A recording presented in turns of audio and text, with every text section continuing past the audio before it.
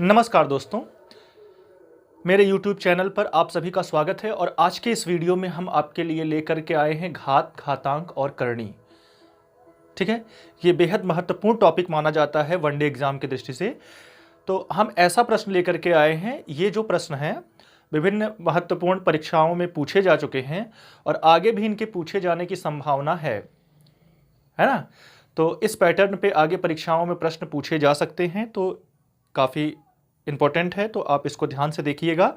और इसका पीडीएफ हम नीचे डिस्क्रिप्शन बॉक्स में दे देंगे। आप वहाँ से जाकर के पहले अगर आप चाहते हैं कि पीडीएफ सॉल्व करना, तो आप पीडीएफ सॉल्व कर लीजिएगा, इसके बाद क्वेश्चन का सॉल्यूशन देखिएगा। ठीक है, अगर आप सारा क्वेश्चन सॉल्व कर लेते हैं तो वीडियो देखने की कोई ज़रूरत नहीं है। ठीक, तो चलते हैं हम पहले प्रश्न की तरफ। तो पहला प्रश्न हमारा है, पहला प्रश्न कहता है कि 7 घाते 71 यानी 7 टू द पावर 71 गुणे 6 की पावर 63 गुणे 3 की पावर 65। प्रश्न कहा है कि इसके गुणनफल में इकाई का अंक बताइए। क्या बताइए? इकाई का अंक। तो पहला टॉपिक हमारा है इकाई का अंक ज्ञात करना, है ना। इकाई का अंक ज्ञात करना कि कैसे हम जानेंगे। तो जब कभी भी घात हो, घातें दी हुई हैं और यहां से आपको इकाई का अंक ज्ञात करना है, तो सबसे पहले इन घातों को आप 4 से भाग देंगे। जब आप 4 से भाग दोगे तो इसमें जो भी शेषफल आएगा उसका हमें लिखना है। जैसे इसका अगर हम भाग देंगे तो 4 एकम 4, 4 3 7 3 बचा, तो 4 सत्ते 28, 28 और 3 31, यानी कि 7 के घाते 3। यहाँ पे हमें शेषफल को लिखना है, शेषफल। फिर मल्टीप्लाई, इसको जब हम भाग देंगे तो कितना आएगा? 4 एकम 4, 4 पंजे 20, यहाँ भी रिमाइंडर 3 बचेगा, यानी 6 की घाते क्या लिखेंगे? 3। और इसकी बात करें 3 घाते 65, तो 65 जो हम करेंगे तो 4 एकम 4, 4 2 6, 4 छंग 24, कितना रिमाइंडर बचा? 1 बचा। ठीक है, तो ये सभी हमें रिमाइंडर बच गए। अब क्या करना है कि अब देखेंगे कि घात छोटी हो गई। अब इसको हम आसानी से सॉल्व कर सकते हैं। कैसे? 7 घाते 3 का मतलब क्या होता है? 343। ठीक, और 6 के पावर कुछ भी आप कर दो, 6 छक 36 छक्के होता है 216, तो वो हमेशा लगभग 6 आता है। ठीक है, 6 और 3 एकम 3, ये 3 3 छक 18, 18 में इकाई का अंक क्या? 8, और 8 तियाँ 24, तो इकाई का अंक फाइनली हमको क्या मिला? इकाई का अंक 4, यानी कि जो हमारा ऑप्शन जिसमें 4 है वो ऑप्शन क्या है? हमारा सही है। ठीक है, आइए चलते हैं हम नेक्स्ट प्रश्न की तरफ। नेक्स्ट प्रश्न हमारा है, अगला प्रश्न है हमारा 3 घाते 40। 3 घाते 40 में का अंतिम अंक कितना होगा? क्या पूछा है? अंतिम अंक कितना होगा? अंतिम अंक की अगर हम बात करें तो उसी को हम इकाई का अंक भी कहते हैं। तो अब हमें क्या करना है कि घात में हमें 4 से भाग देना है, और जब हम 4 से भाग देंगे तो भागफल 10 आ जाएगा, लेकिन शेषफल क्या है? 0। और जब शेषफल 0 आए, यहाँ पे अगर घात 0 होना है तो आप यहाँ घात 0 नहीं लगाओगे। अगर शेषफल कुछ नहीं बचता है तो आपको घात हमेशा 4 लगाना है। शेषफल 1 बचता है तो आपको घात 1 लगाना है, शेषफल 2 बचता है तो आपको घात 2 लगाना है, शेषफल 3 बचता है तो 3 लगाना है। लेकिन अगर शेषफल 0 बचता है तो वहाँ पे हमें घात लगानी है 4। जब हम 3 की घाते 4 लगाएंगे, इसका मतलब होता है कि 3 को 4 बार गुणा करना। 3 तियाँ 9 और 3 तियाँ 9, 9 गुणे 9 करेंगे तो क्या आएगा? 81, यानी कि इकाई का अंक या अंतिम अंक क्या आएगा? 1। ठीक है, तो प्रश्न आपको समझ में आ रहा होगा।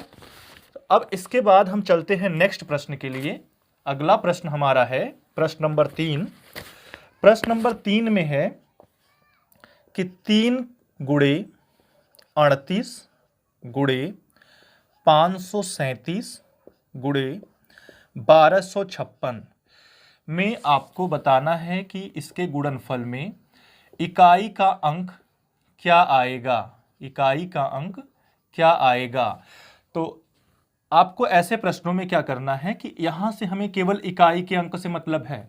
किससे मतलब है? केवल इकाई के अंक से मतलब, अंक कितना भी बड़ा हो, संख्या कितनी भी बड़ी हो, हमसे मतलब नहीं, हमें केवल लास्ट डिजिट चाहिए, यूनिट डिजिट जिसको कहते हैं।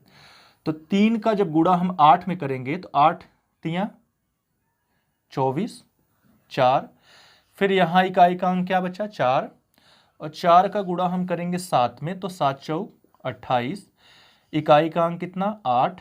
अब इसका गुणा हम 6 में करेंगे तो 8 छक 48, तो इकाई का अंक कितना आ गया? इकाई का अंक कितना आ गया? 8। यानी इस प्रश्न में हमारा आंसर कितना आ गया? 8।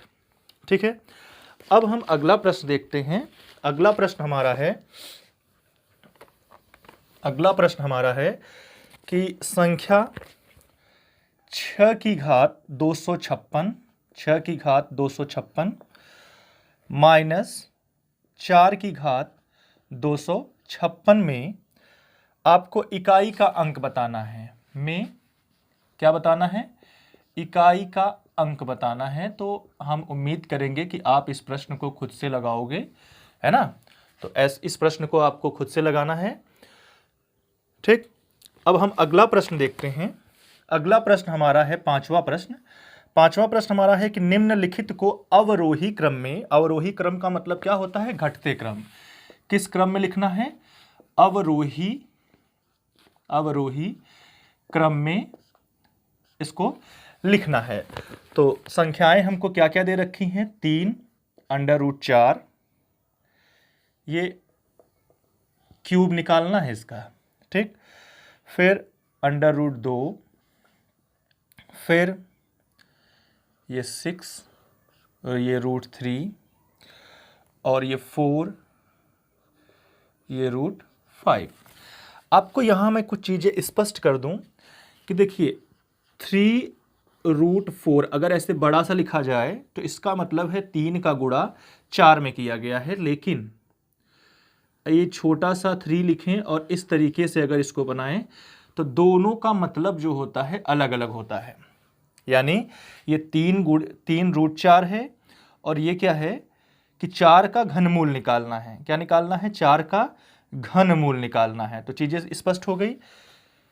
तो चलिए अब हम प्रश्न की तरफ चलते हैं। जो ये मूल है, यानी यहाँ पे कुछ नहीं तो 2 है, यहाँ 6 है और यहाँ 4 है। तो ऐसे प्रश्नों में हमने ये देखा कि भाई करड़ी हमारी बराबर नहीं है। तो जब करड़ी बराबर नहीं है तो ऐसे प्रश्नों के लिए हम सबसे पहले क्या करते हैं? एलसीएम लेते हैं। क्या लेते हैं? एलसीएम लेते हैं। किसका किसका लेंगे एलसीएम? ये 3, 2, 6 और 4। 3, 2, 6 और 4। जब हम इसका एलसीएम लेंगे तो इसका एलसीएम कितना आएगा? 12 आएगा। कितना आएगा? 12। एलसीएम 12 प्राप्त होगा हमको। ठीक है, एलसीएम निकालना हम अगले चैप्टर में पढ़ाएंगे आपको।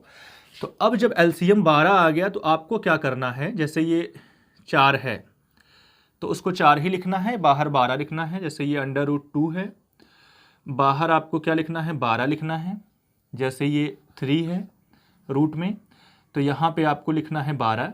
कुछ भी लिखा हो आपको क्या लिख देना है? 12 लिख देना है। ठीक, अगला स्टेप आपको क्या करना है कि यहाँ से इसमें 12 में भाग देना है। जैसे 3 का भाग 12 में देंगे तो 3 चौक 12 यानी 4 घाते 4। फिर 2 का भाग जब हम 12 में देंगे तो कितना आएगा? 2 की घाते 6। जब 6 पे हम 12 का भाग देंगे 6 से तो कितना आएगा? 6 दूनी 12, और 4 का भाग हम 12 में देंगे तो 4 तियां 12। यानी कि जो नंबर यहाँ पे है उस नंबर का जो हमने एलसीएम निकाला है उन सब में क्या करना है? भाग देना है। 3 का भाग 12 से, 2 का भाग 12 से, 6 का भाग 12 से और 4 का भाग 12 से। और जितनी बार भागफल आए, जितना भागफल आए वो अंदर आपको क्या कर देना है? उतने की घात लगा देनी है। अब देखिए आगे, 4 घाते 4 का मतलब क्या होता है? 4 को 4 बार गुणा करना। इसका मान आता है 256। कितना आता है? 256। फिर इसके बाद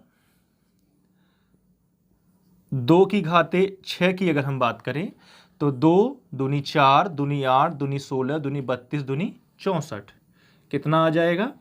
64। अब अगर हम 3 की घाते 2 करें तो कितना आ जाएगा, 3 तियां 9।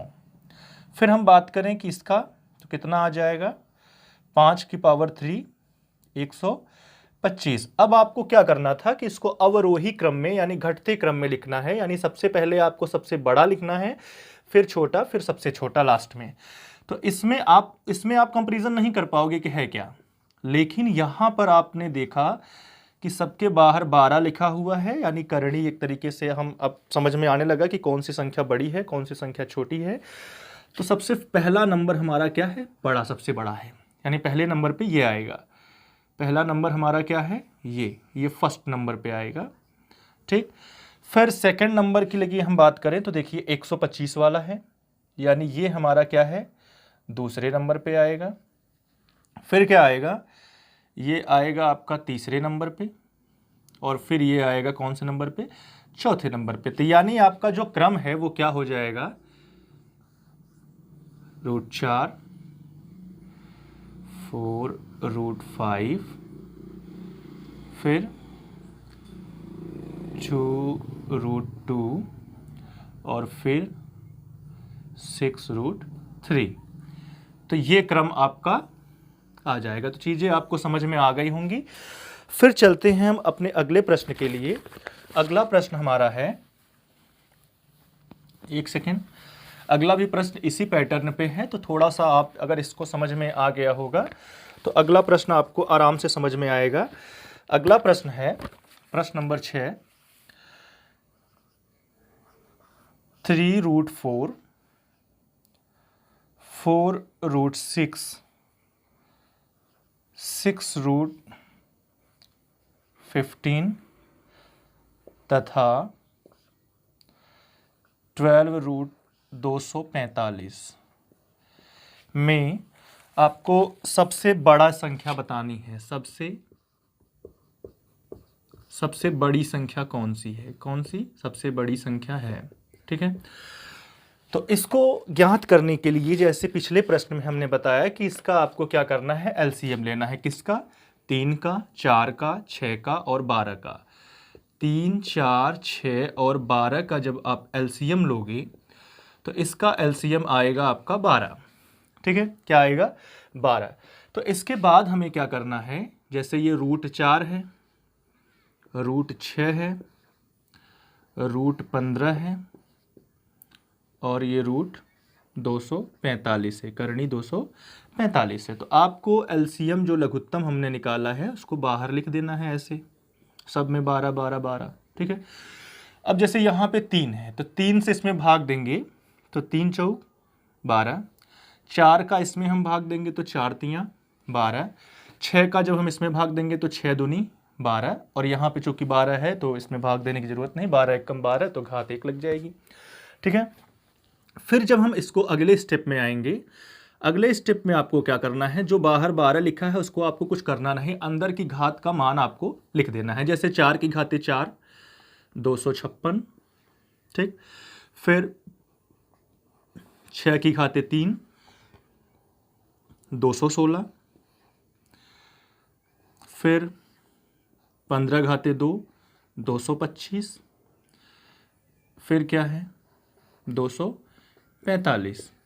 तो अब आपको बताना है कि इसमें सबसे बड़ी संख्या कौन सी है। तो आप खुद कंपैरिजन करिए, देखिए तुलना कीजिए, इसके अंदर कौन सी सबसे बड़ी संख्या है, ये वाली सबसे पहले वाली सबसे बड़ी संख्या है। यानी कि जो हमारा आंसर आएगा वो क्या आएगा, 3, ऐसे नहीं 3 यहाँ नहीं, यहाँ 3√4, ये क्या हो जाएगा, हमारा आंसर हो जाएगा।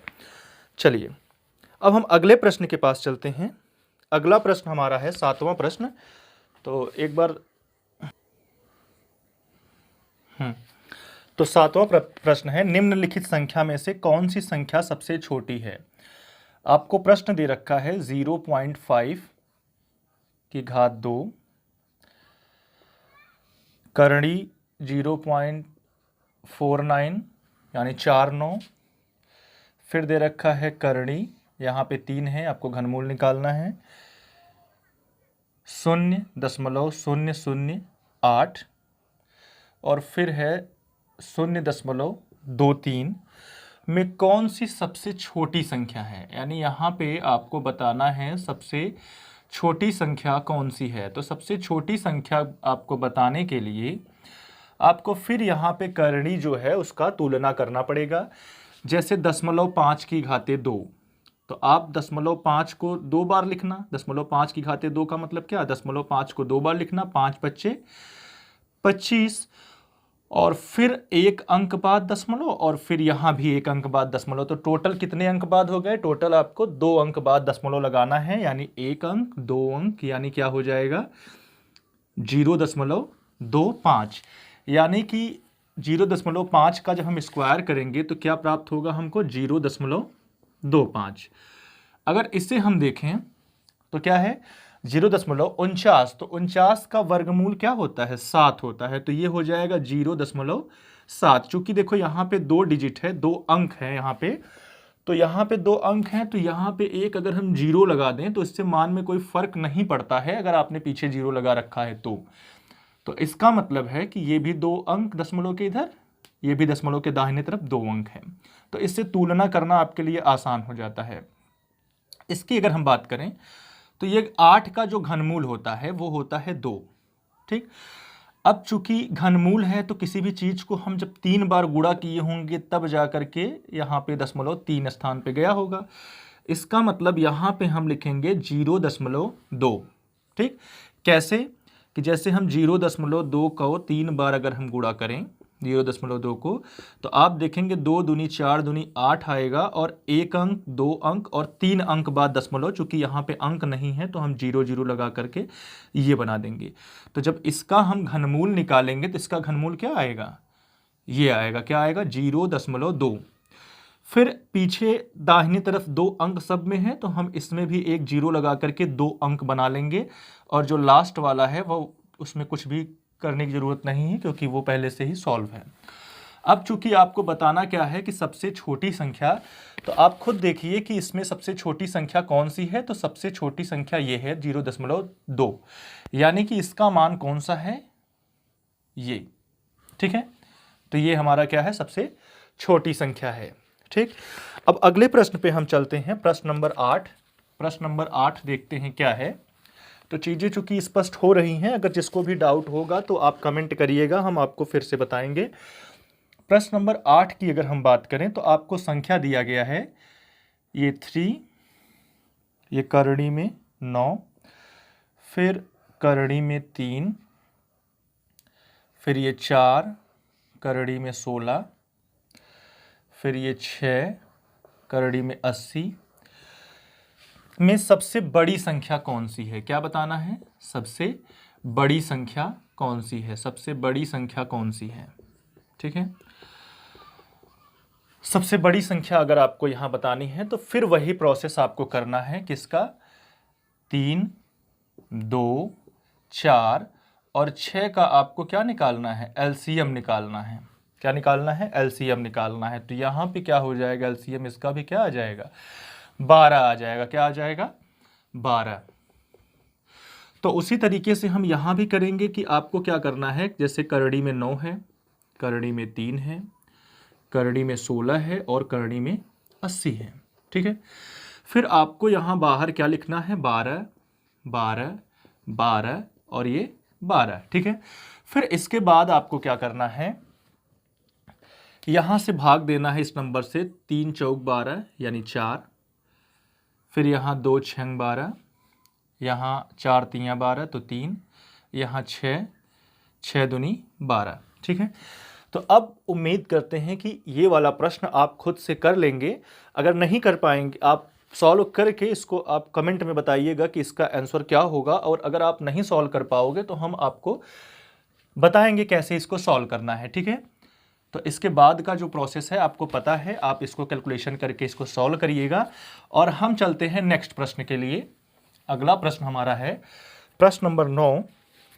प्रश्न नंबर 9 में क्या है कि निम्नलिखित में से कौन सी सबसे बड़ी संख्या है, सबसे बड़ी संख्या बतानी है। करणी में 2, फिर है 3, करणी में 3, फिर है 4, करणी में 4, फिर है 6, करणी में 6। तो इस प्रश्न में आपको बताना है सबसे बड़ी संख्या, क्या बतानी है, सबसे बड़ी संख्या। तो हम उम्मीद करते हैं कि ये वाला भी प्रश्न आप अपने आप से कर लोगे, है ना। इसको सॉल्व करके आप कमेंट बॉक्स में लिखिएगा कि इसको कैसे सॉल्व किया जाएगा, ठीक है। तो अब हम चलते हैं अपने अगले प्रश्न के लिए। प्रश्न नंबर 10 हमसे क्या कहता है।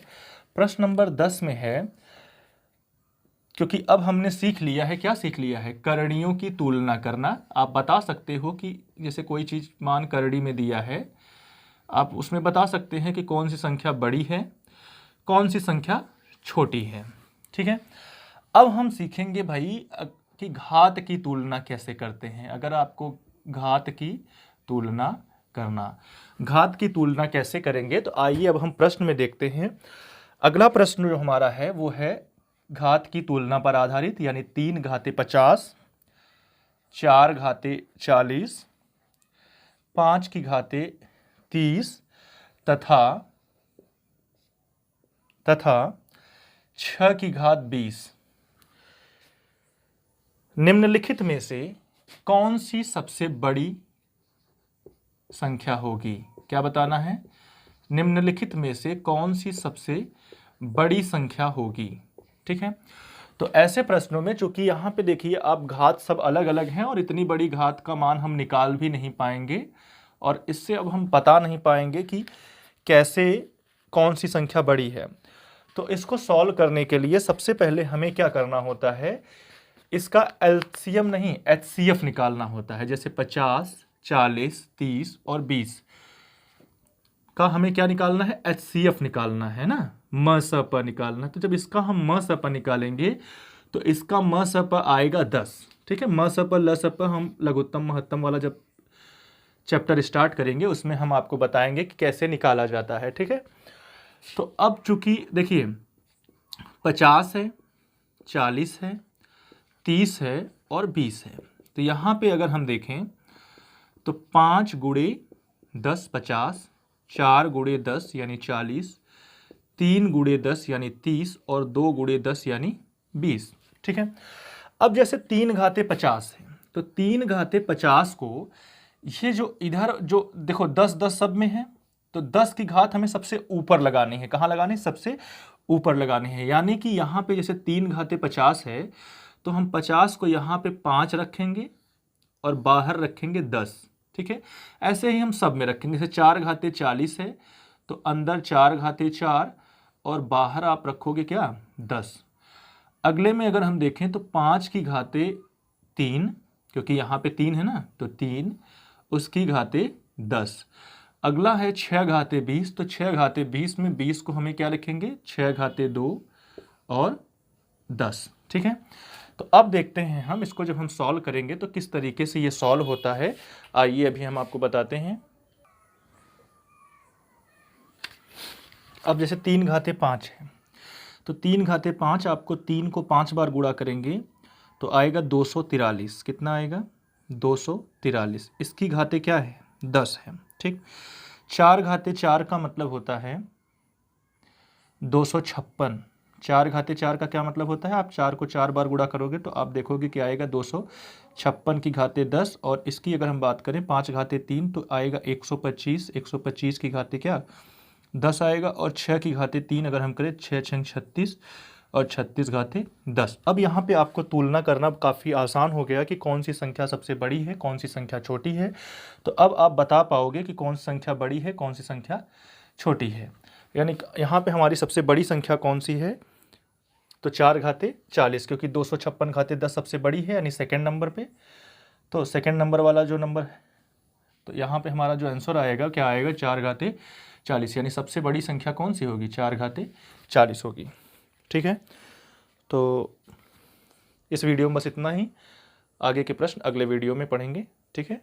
Thank you.